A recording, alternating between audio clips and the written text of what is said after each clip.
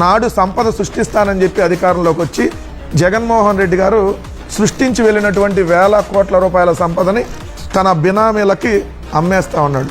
నాడు జగన్మోహన్ రెడ్డి గారు పోర్టులు 4 పోర్టులు 10 ఫిషింగ్ హార్బర్లు 6 ఫిష్ ల్యాండ్ సెంటర్ల నిర్మాణాలని జగన్మోహన్ రెడ్డి గారు నాడు చేపడితే వాటిని కూడా ఏదో ప్రైవేట్ వ్యక్తులు చేతికోవడానికి చంద్రబాబు నాయుడు గారు నిర్ణయం తీసుకున్నారు. అలానే మెడికల్ కాలేజీలు, మెడికల్ హాస్పిటల్లో నాడు జగన్మోహన్ రెడ్డి గారు ప్రభుత్వ భూముల్ని కాపాడితే ఈరోజు అదే ప్రభుత్వ భూములు 100 కోట్ల రూపాయలు విలువైనటువంటి అదే ప్రభుత్వ భూముల్ని 99 పైసలకి వర్షాగాళ్ళకి, ఆల్ఫాగాళ్ళకి, ఉల్ఫాగాళ్ళకి ఎవడేందో తెలియదు వాళ్ళందరికీ 99 పైసలకి అమ్మకానికి చేపట్టాడు. ఆరోగ్యశ్రీని ప్రైవేట్ పరం చేస్తా ఉన్నాడు. ఆంధ్రప్రదేశ్లో 22 టూరిజం హోటల్స్ ని ఆల్రెడీ ప్రైవేటీకరణకి ఇచ్చేశారు. దాదాపుగా అది 450 ఎకరాలు ఉంటుంది. 10,000 కోట్లకు పైగా ఏదైతే విలువైనటువంటి భవనాలే 10,000 కోట్లు. ఆస్తులు చూస్తే 1,00,000 కోట్ల పైన ఉన్నాయి. 1,00,000 కోట్ల ఆస్తుల్ని 66 ఏళ్ల పాటు ప్రైవేటు వ్యక్తుల చేతులకి టూరిజానికి సంబంధించింది.